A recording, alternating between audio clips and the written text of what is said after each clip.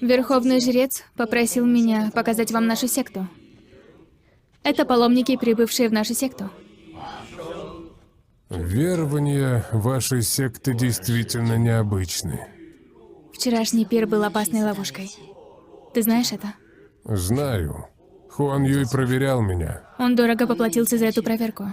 Те двое, что отправились в один конец, были его старейшинами. Они наделали кучу ошибок, еще бы он их не убил. К счастью, я заметил болотный аир, который ты мне оставила. Рад, что ты еще помнишь. Конечно, помню. Это был твой первый урок мне. Компас. Жизнь таких шпионов, как мы, зависит от способности замечать мелочи. Любой предмет, который выглядит обычным, может передать сообщение. Правда, что ли? Дай мне травинку. Возьми. Слишком кривая. Такая пойдет?